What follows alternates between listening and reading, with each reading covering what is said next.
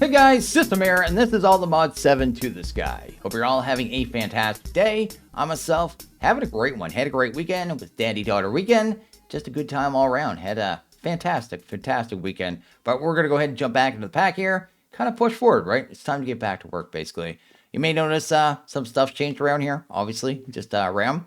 And I guess down here we have a walkway that goes around our entire base. We actually have an entire exterior wall. So we have this giant exterior wall going around our entire base now. I spent about 2.5 hours building this. Didn't actually take that long once I got the design going. But it has some amethyst, has some purple concrete, whole bunch of stone. Still have a lot to do with it. I need to go through and like break up the bricks, you know what I mean? So there's some cracked and there's some smooth stone, maybe some mossy as well. But I'll do that in my own time.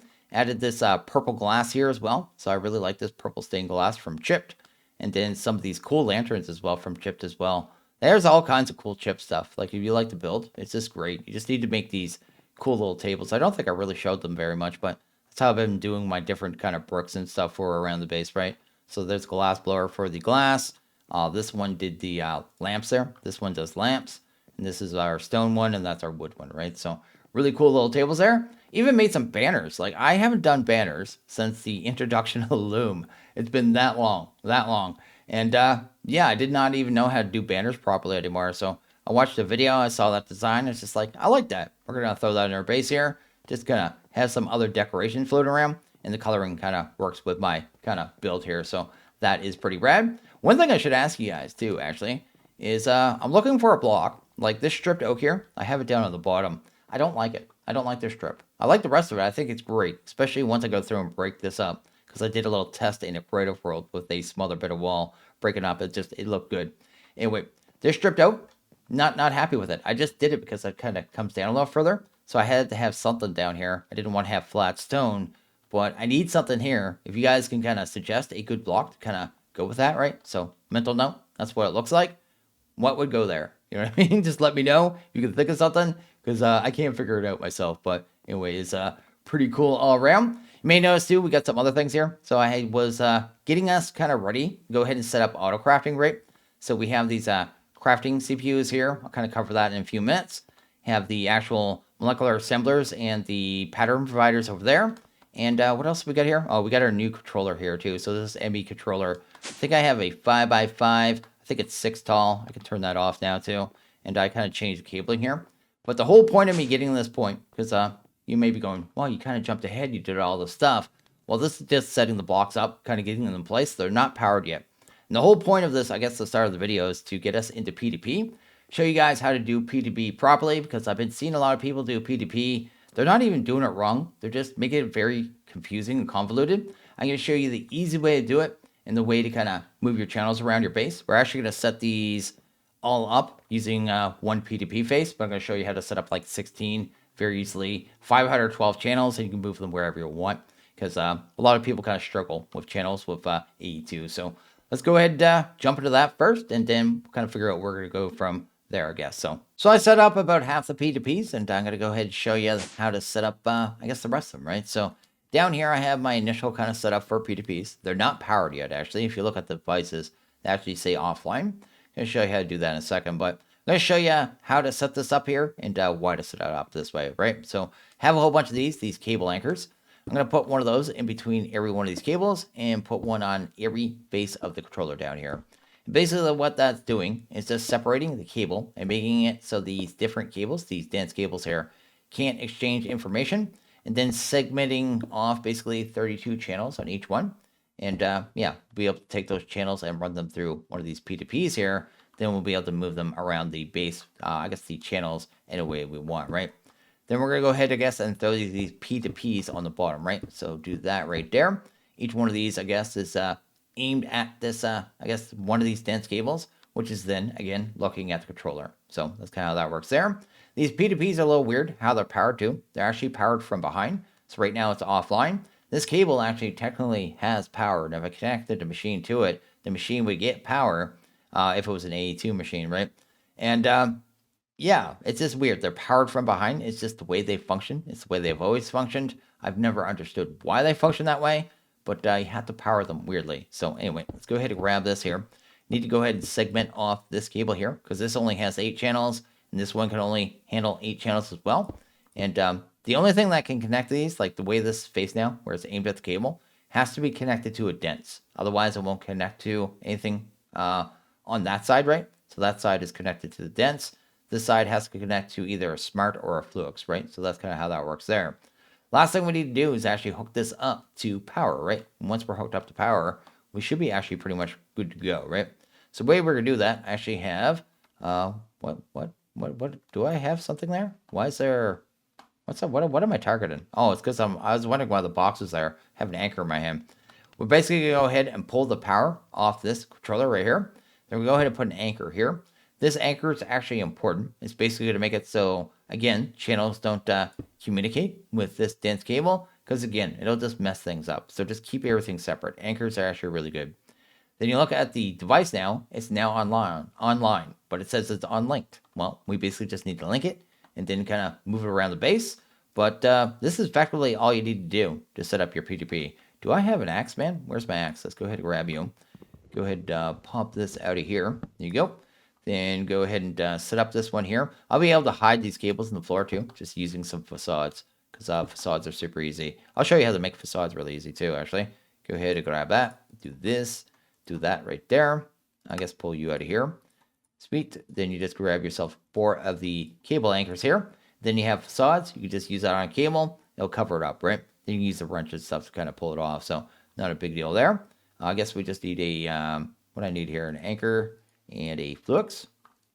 And then we'll kind of finish this one off there, just like that. And now these ones kind of online as well. And these are ready to go. So really cool, really awesome. Each one of these, I guess, that's 256 channels because that's 8 times 32. And this is another, I guess, 256. So we have 512 channels now that we move around the base. And the way we do that is actually super simple. We just go ahead and go to here. Go ahead and grab a, hopefully, memory card. Go ahead and grab one of them. Sweet. Then we go ahead and pick a P2P to start with. Shift and right click on it. And you notice there, kind of change color on the bottom. Actually set a channel on it. It's a 5D4F. You see there it says under unlinked. That is the channel that it's set to. And now we can take those channels and move them around our base. And I'm kind of set up to do that too, because I wanted to be able to do this real quick, kind of show you how it works here. Over here. So up there, we have our ME pattern providers and our molecular assemblers. Molecular assemblers don't actually take any channels. The providers do. So there'll be 8 channels needed up there, right? So go ahead and throw a dense right there. Remember, this has to connect to a dense. Then we go ahead and grab ourselves a P2P tunnel. Go ahead and pump it right there. Right click this on here. It actually becomes the same channel. That is the same channel that is on the one that's down there. Then we just go ahead and link this cable up here. And this should go online. And if I look at that dense cable, I should see that 8 channels are being used. If I head back down here, the cool thing is, if I can hunt down the same one, look at this cable, 8 channels are being used, right? So the 8 channels that are coming from this controller are actually powering that molecular assembler. I can do that to all these, like super easily. So that's basically how you P2P. There's no need for extra controllers, which I've seen a bunch of people doing. I don't understand why they're doing it, because you don't need to make subnets at all whatsoever. You don't have to do any weird kind of janky cabling that I've seen other people do as well. No need at all. Also, the CPUs only take 1 channel, so that's why that one only takes 1. But yeah, this is how easy it is. It's super simple. People overcomplicate it. I don't understand why. I don't know. It's just really weird. People do weird stuff with this. But anyway, let's go ahead and do that. Then we'll go ahead and link that one up. And this is still all on the one P2P. We still have another 15 that I can use after I use up these channels, basically. So yeah, it's super, super simple, super awesome, and really, really good. And much easier when you just know the kind of basics of it, right? There you go. That one is good too. And down here, we should be using, what is that? 18 channels. 18 channels should be used in this if everything's working correctly. There you go. 18 channels. You can actually see there's little lines there too. That actually kind of tells you how many channels are being used too. So it must be like 4, 8, 12, 16, then an extra, I guess, 2 right there. So yeah, works out really well. And that is how you P2P. That's how it's done. It's that simple. And basically, I have those other cables up here. So these ones up here, they're coming off the other controller, the top side there. These ones are only, I'm not going to be using these to power machines. These ones are only to move the P2Ps around the base. That's all I'm using these for. And I have 4 of them. And we only really have 16 P2Ps, right? But yeah, that's all I'm going to use these cables for, is to move the P2P connections around the base. And yeah, just works out super well, super easy, and keeps everything organized. The only thing to kind of be aware of is do not lose your memory cards, because if you want to go ahead and kind of hook them up to something, you'll kind of dread it, right? So what I do most of the time is have a chest down around where I keep my P2Ps. I keep all my memory cards in it, and that's what I'll end up probably doing. I know some people use item frames too. They put them in item frames, kind of where they're working, right? So that works as well, but make sure you keep track of them, because if you lose them, you have to start over from scratch, start with a new memory card, and it gets real messy. But super easy, super simple, and that's how you P2P right there. That is the correct way, so do it. Don't do it the other ways that I've seen other people doing lately, because it makes no sense. So now that we got our channels all set up, let's go ahead and actually take a look at our CPUs and our crafting towers here. Then we'll go ahead and set up a recipe. Then I think we'll go ahead and jump straight into working towards Lazier AE2. So we make this circuit etcher, so we can actually make our circuits way easier, right? So you go to the processors here. You don't even need to make printeds once you have the circuit etcher. It basically entirely bypasses that step, makes it way easier. And yeah, I want this. I want this in my life. But there's a bunch of stuff we need to kind of get to it, like fluid steel, parallel processors, and this universal press here with the fluid steel ingots. Either way. So this is our CPU. We have two of these. These are actually kind of like end-game CPUs too. So you probably don't need them this big. I probably could have made like 6, 7 CPUs out of these, but I wanted to make them big and kind of just look cool, right? So I have 64K crafting storage. I have the co-processing unit. So the 64K crafting storage, what they do is basically just allow for higher, I guess the more of the storage that you have as part of the multi-block, the more complex the recipe that you craft can be, right? So it gives you basically a certain amount of bytes to work with. When you go ahead and say make one oak, it costs so many bytes. If I went ahead and crafted, oak planks from say from a log, if I did 1,000, it'd be 1,000 times that, right? So it'd be more bytes. So it basically just allows for more complex recipes. So we have 8 of those. And the co-processing units basically just allow for simultaneous kind of crafting kind of steps at the same time. So the more you have, the faster it'll go. If you have everything kind of automated and everything's good to go, right? So that's what's going on there. And on these ones are actual crafting towers, right? So I have pattern providers and molecular assemblers. Pattern providers are basically what automate machines in AE2, right? So they basically just move the crafting request to a machine. The machine does the recipe, and then it also has a little, little box here, down here, the return slot. So you can actually put the item back into the system as well. So that just went into our drives, right? So that is basically what they do here. And the molecular assemblers are just crafting tables. They're just crafting tables with an output. Also, I have a space here for a single recipe, so you can have it set to a single recipe if you wanted to as well. You kind of pump the items in, but we won't be doing that. We're just going to use them like this. I do have to throw a bunch of acceleration cards into them, which I'll do at some point. But that's basically how, auto crafting works in AE2, right? So I'll kind of show you and kind of working here. Go ahead and grab our wrench. Let's pop that off. We need to get 2 more terminals on here. Go ahead and see if we can hunt down our Luke's cable. There you go. Let's turn this on for a second. That and that. That looks good. Actually turn that off. And then go ahead and grab our new terminals here. So we got a encoding terminal, and we got a pattern access terminal. The encoding is going to be just where we put our patterns and where we make our patterns. This one here is going to let us access all our machines and our molecular assemblers, right? So we move the patterns around. So if I want to do a recipe, and one of the first ones I always do is a blank pattern, right? I'd go ahead and say, hey, I need quartz glass for that recipe. And then I also need this here, right? So that is good. Then I just go ahead and assign those to molecular assemblers, right? So I put one here, one down here. It doesn't really matter where it goes. It's good to spread them out, actually, kind of row by row anyway. And yeah, just go ahead and just kind of craft that up. So if I go ahead and grab what I want here, I want the, what is there? I guess we made blanks, right? I just totally blanked on what I actually did there. Go ahead and hit next there. Tell you how many bytes it's going to take, just to show you how the bytes work there with the crafting storage too. But if I wanted to make this many, like 10,000, actually take 84,000 bytes. So that's the complexity, right? More steps, more bytes it's going to use. But if I just wanted to do, the 10, let's go ahead and make 10 again. There you go. It's just going to take the items, start crafting it up, and it's done, just like that. So that is auto crafting in AE2. And one thing I did explain here too with the pattern providers, they have, the way I have this set up in the tower isn't the 100% optimal way of setting it up, but it's the attractive way of setting it up, right? So here we have our pattern provider. It's touching 3 molecular assemblers. So the recipes in here have 3 different molecular assemblers that the recipes can be, I guess the requests can be deposited to. These ones here have access to 4. But technically, I could have a molecular assembler on this side and on this side, and then you could access all 6 at the same time and do more parallel crafting. I just usually do the towers because they're way more attractive, right? So anyway, just so you understand how that works there, right? So I guess that's that. And that's auto crafting. And in time, you'll see me just add tons of recipes. And like probably at the end of this video, after we're done, I'm probably going to go ahead and automate everything for like storage buses, cables, stuff like that. Just so I can pull that up and auto craft it whenever we need it, right? So I'll do that in my own time though. In here, I got a whole bunch of stuff. We're going to start working towards this circuit etcher here. So the first thing I want to probably set up is this here. Go ahead and grab that. We're going to need some coal dust, so we're going to use a crusher. Crusher is really easy to make, so it's just a mechanism machine, right? There wasn't a lot of options for the coal dust, so I thought this could be a pretty good one to do it. So let's clear this out. Let's just set that to output. Then I should be able to put that in there, right? Then we'll just go to installer. Then we'll just go ahead and split that, right? And that's going to get us our coal dust, just like that. I should grab that as well, actually. Go ahead and drop that into the system.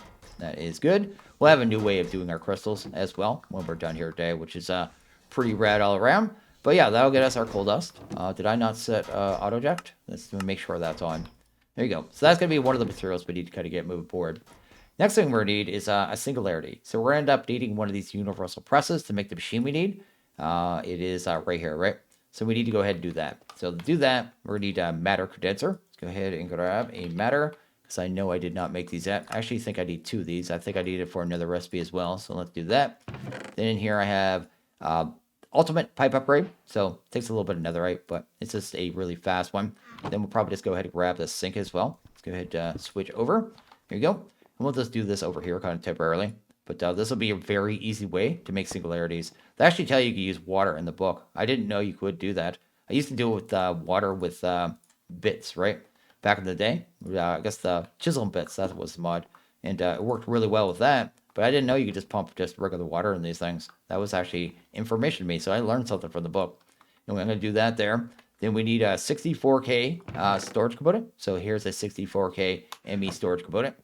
Then we're going to go ahead and go to here. Pop that into there. Oh, up there, I guess. Then go ahead and turn this over to condense into singularities. And you notice it says 256,000 items per item, I guess is what it says. And you can see the numbers just flying up. So it's just pumping water in there. I don't know how much water equals actual, you know what I mean? 1 point. But it's probably like 100 millibuckets or something. But once I get to 256,000, we'll have a singularity. And we'll actually just kind of store up an entire stack there. And once we have that, we kind of push forward with that part. Next thing we need to do is go ahead and make these resonating seeds. So let's work on that part. We need this resonating dust, I guess, first. So go ahead and grab you. So let's grab, I guess, all this stuff here. I guess I don't need that. Let's grab you. I guess we need all this stuff. Let's grab you as well. Probably need a couple placement blocks as well. Let's go. Pop you out. Let's grab more sand and kind of get this process kind of done. So we'll just do something like this here. Then we're going to go ahead and grab ourselves a... Oh, I had buckets of water right here. I was so prepared. Anyway, let's go ahead and put that there.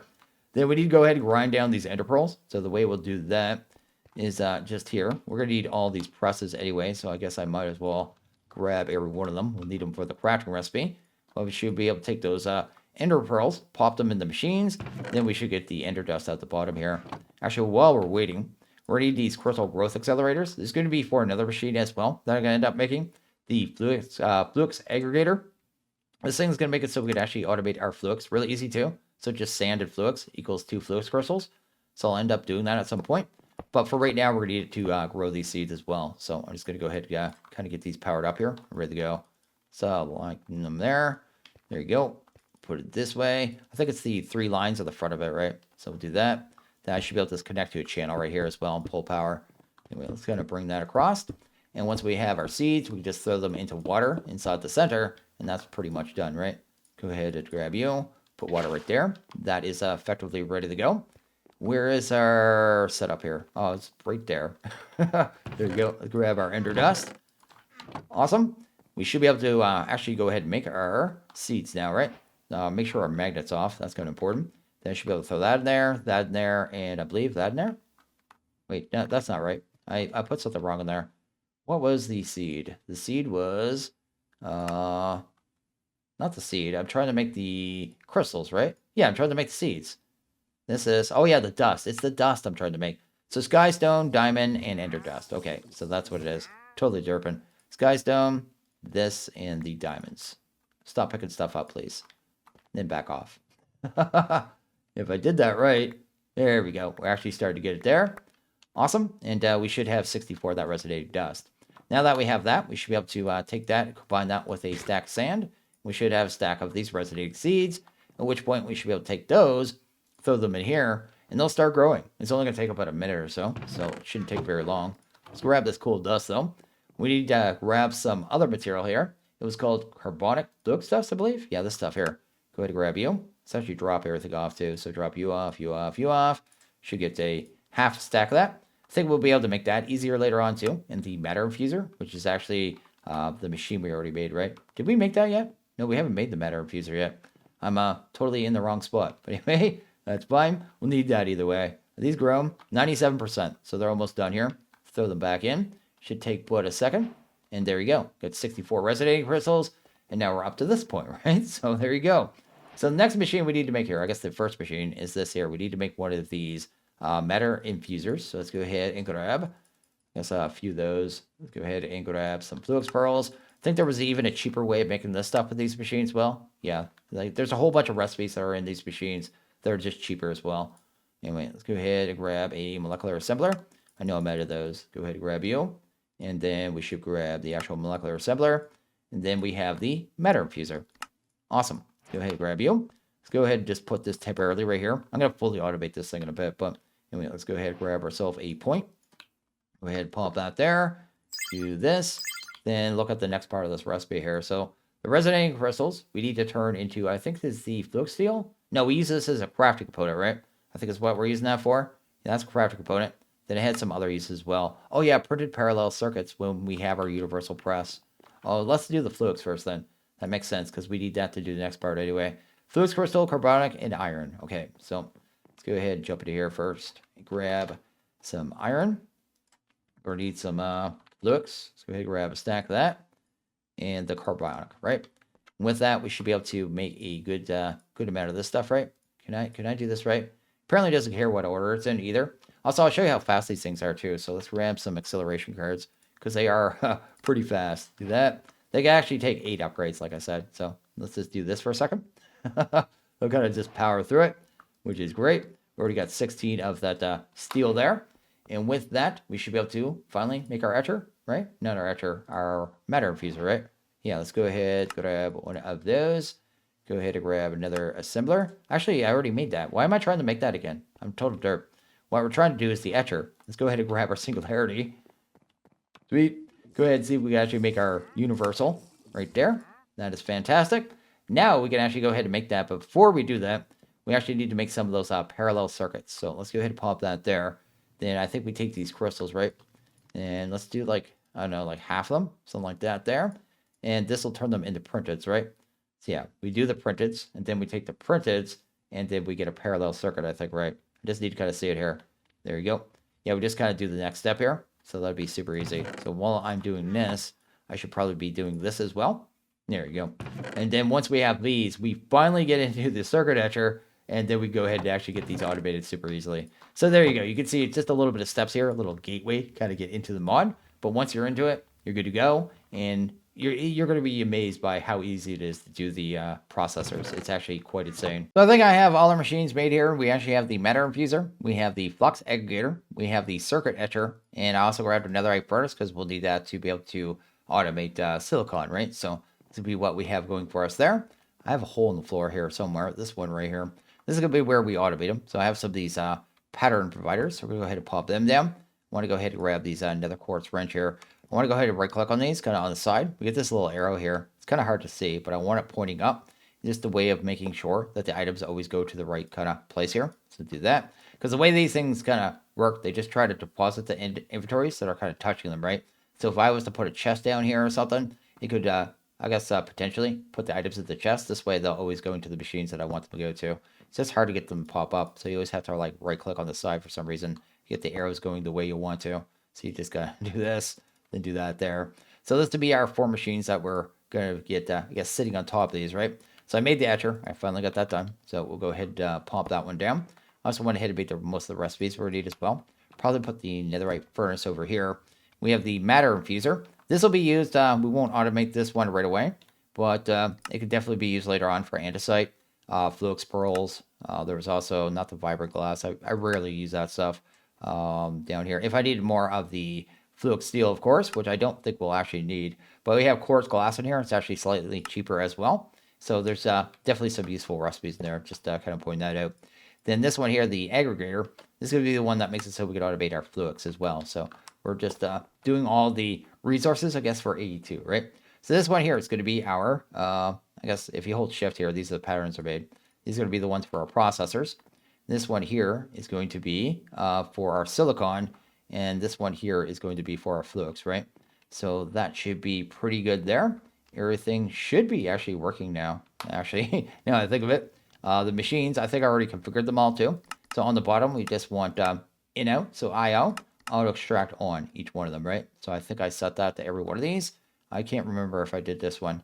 No, this one is not. Let's go to none, none. Don't need that. I'm just going to turn off all these sides that we don't need. We want in out on this one, I guess. Also, we want to get our upgrade in here as well. Where did my upgrade go, actually? I had a factory upgrade.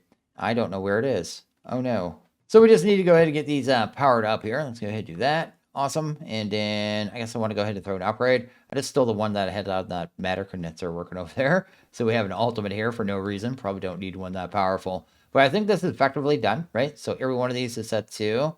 I guess we don't even need auto input on that one because that's doing the inputting. I can just ignore that one. For some reason, whenever I click on auto input in the netherite furnace, it's like super laggy. Like, look at that. Like, it's so weird. I don't know why it does that. Like, what's going on, man? It is so weird. Anyway, I'm not going to worry about that. But these should be effectively automated now. So you may be looking at this and like, oh, he's got to do the automation now. No, the automation's done. This is done. So if I actually go into this right here, go ahead and grab the processors. Let's go ahead and grab one. Say I wanted to make some of these ones here. Let's just pull them out. Go ahead and make 10. Oh, not 1,000. Go ahead and do that. Click start. It should just start making them. And it's also making silicon at the same time, right? So you saw that one fire up as well. So yeah, it's doing the whole thing. It's doing the whole thing. It's all finished. And that's how simple it is in this pack. It is insanely simple to automate the processors if you actually work your way to get to the circuit etcher here. This thing is insane. It's insanely good. And like I said, every one of these can take 8 upgrades. I think it tells you the how much it does too. 8 times energy, additional energy, installed upgrades, and then time multiplier. I'm not sure exactly what the time multiplier is, but it's way faster either way. So yeah, it's working perfect. And that is our processor automation in this pack. It's just that simple. It's just that simple. Also, if someone can tell me this too, I'm a little confused. So in here, right, if I wanted to, like right now, if I wanted to craft these, I can, right? But if I have some in the system, right, I can't do the thing, right? Usually I thought it always with AE2 was middle mouse, but it's not letting me bring up the crafting window, right? So I don't know what it is. I don't know what button it is. I tried, what is there? That would be control. That's not working. Right click's not working. Shift's not working. You know what I mean?